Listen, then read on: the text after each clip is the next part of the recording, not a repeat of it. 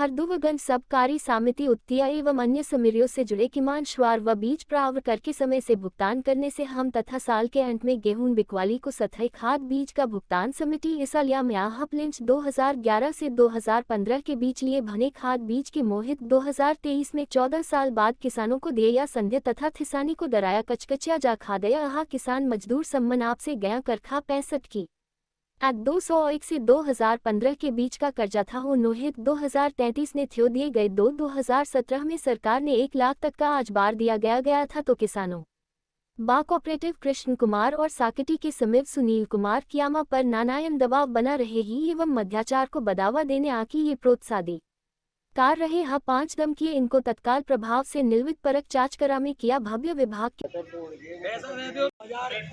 किसान जो है सहकारी समिति से खाद भी लेता रहा और खाद भी लेता है, गेहूं भी बेचता है और वो अपना भुगतान करता रहा।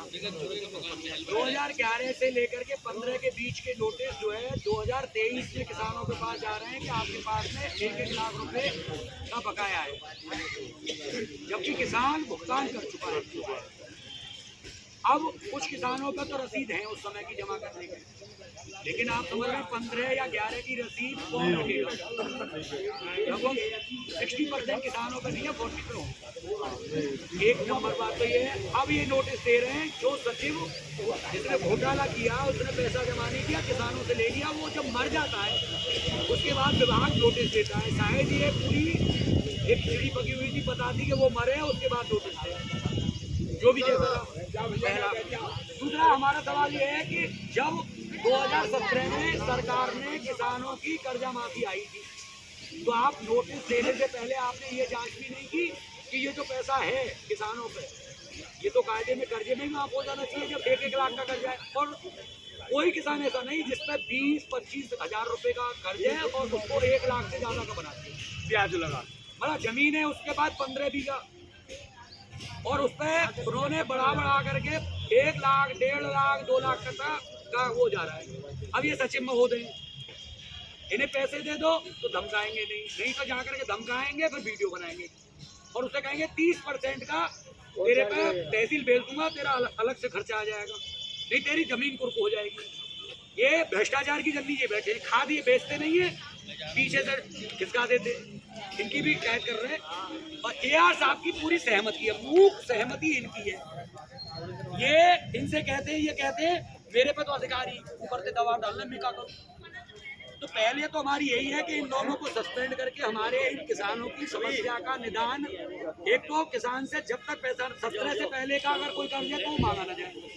रविंद्र पाल सिंह, पूरा प्रभारी किसान संगठन मजदूर अलीगढ़। किस प्रकार का धरना प्रदर्शन किया है?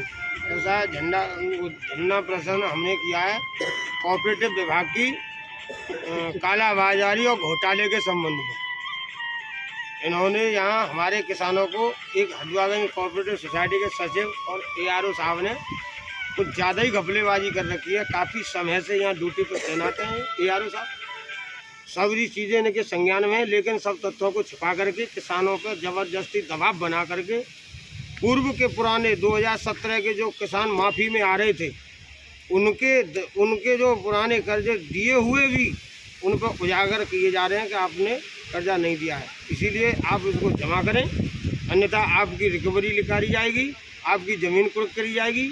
इसी उपलक्ष्य में आज हमारा संगठन यहाँ आया। 3 दिन पहले ज्ञापन दे चुका था, लेकिन उचित अधिकारियों को इन्होंने अपने से ऊपर वालों को अभी तक आज तक की डेट में अवगत नहीं कराया, उसको भी छुपा गए।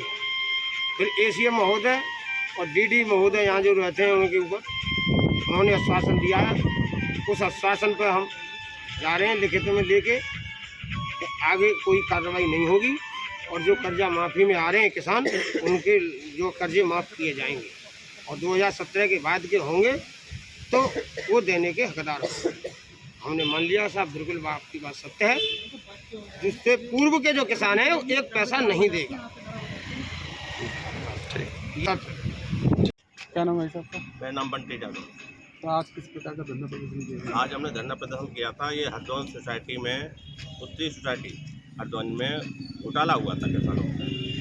2010 का 11 का जो कर्जा लिया था किसानों ने वो जमा कर दिया।